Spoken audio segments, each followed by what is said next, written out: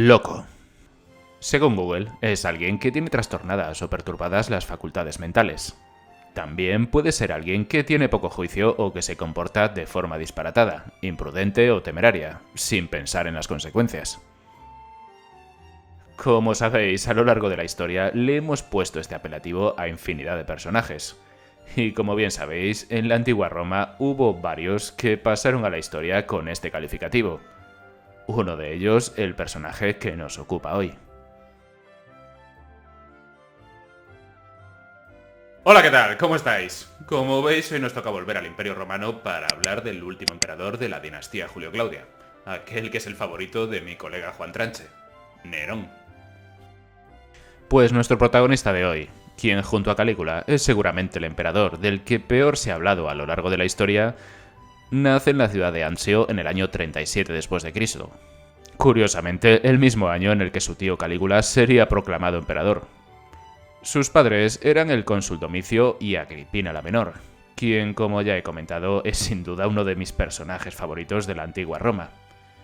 Suetonio nos cuenta que Domicio llegaría a decir en alguna ocasión que nada bueno saldría de una unión entre él y Agripina, y que en el futuro ese niño sería detestable. Como os conté en el vídeo que hice sobre Calígula, su madre fue desterrada a la isla Pandataria por conspirar para matar a Calígula. Por lo tanto, nuestro protagonista de hoy, los primeros años de su vida, se crió alejado de su madre. Pero con la llegada al poder de Claudio, este la indultó, y ella buscó la manera de acercarse al nuevo emperador.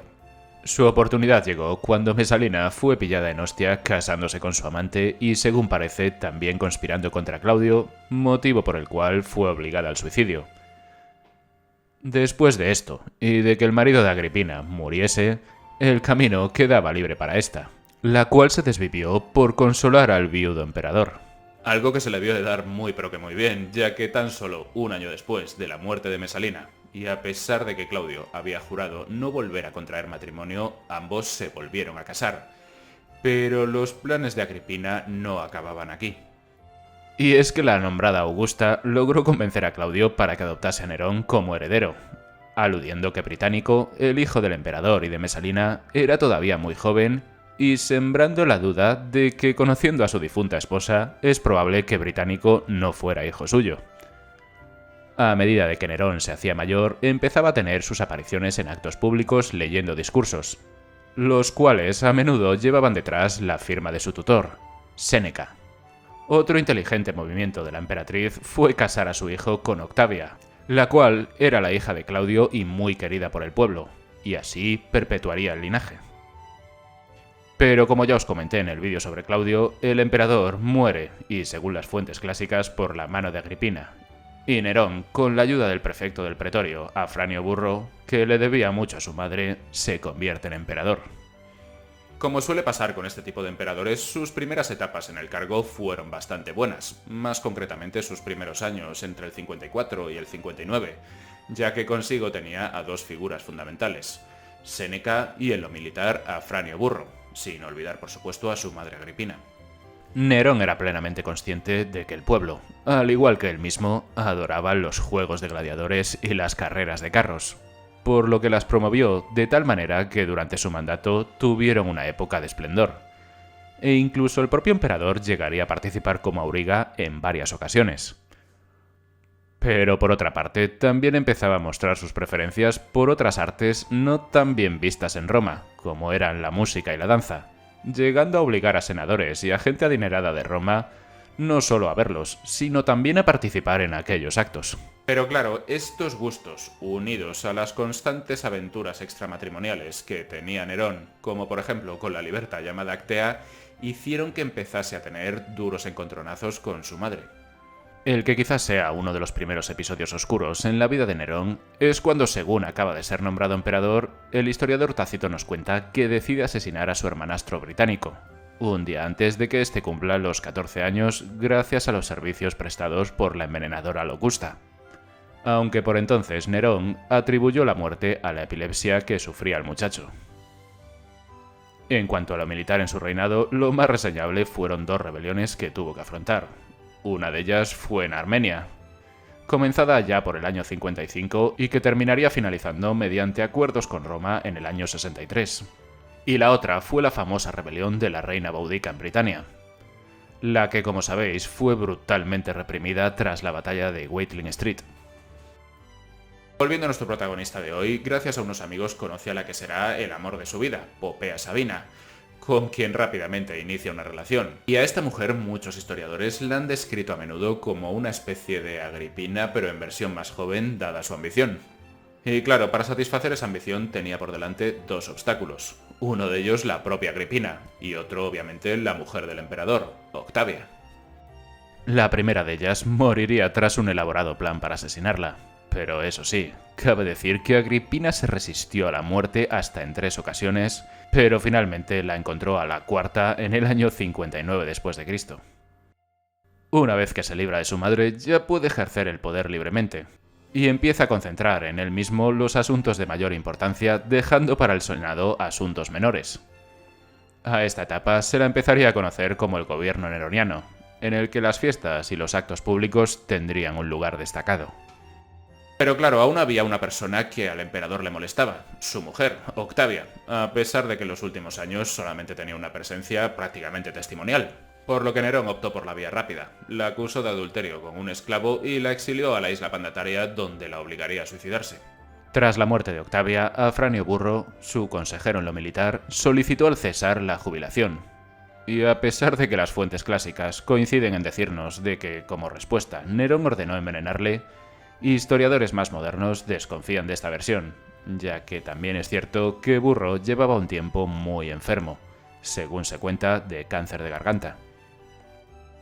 Por otra parte, las constantes juergas y orgías del emperador, y viendo que cada vez era menos escuchado, hicieron que Séneca, que pasaba ya de los 60 años, comenzase a apartarse del César.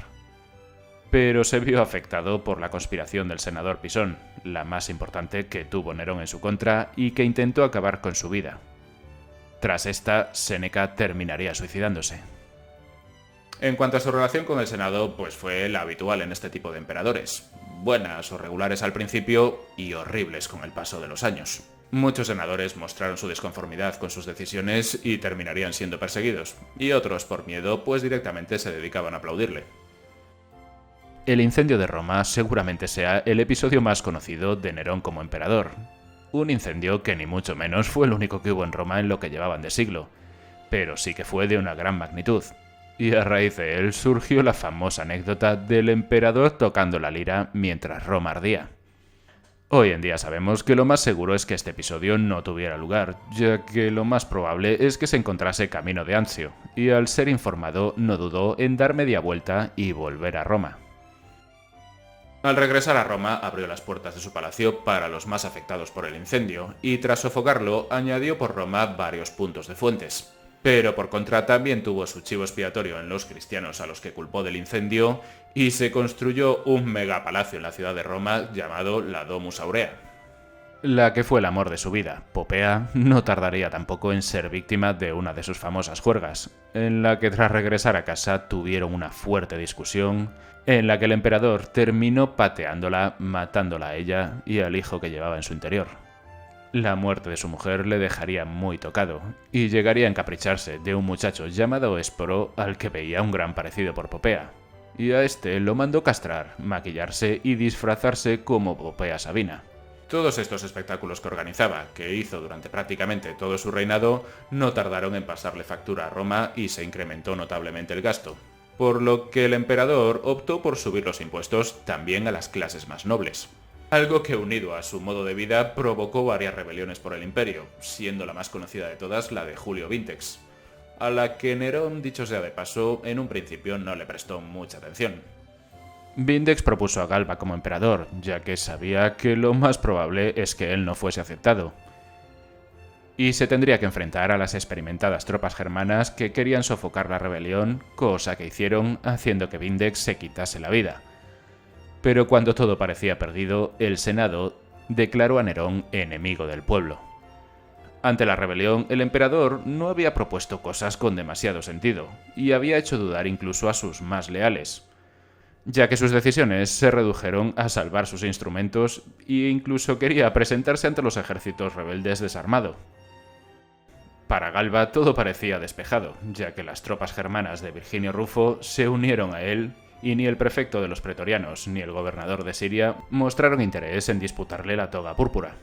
Nerón, a quien le habían retirado a la guardia pretoriana, buscó consuelo en casas de amigos, e incluso desesperado mandó llamar a su gladiador favorito, Espículus, para que le diera muerte. Pero todo fue inútil y terminó refugiándose en casa de Ésporo, donde le dijo a Epafrodito que le diera muerte. Antes de encontrar la muerte, se cuenta que Nerón pronunció las siguientes palabras: «Qué gran artista muere conmigo». Y hasta aquí mi vídeo de hoy. Si os ha gustado, ya sabéis, podéis suscribiros, dejarme un like que me ayuda mucho, un comentario que me ayuda más todavía, o compartir el vídeo en vuestras redes sociales. Y bueno, si no os ha gustado, pues como suelo decir en alguna ocasión, recomendárselo a alguien que os caiga mal, para que se fastidie y se lo trague. Un saludo y hasta el próximo vídeo.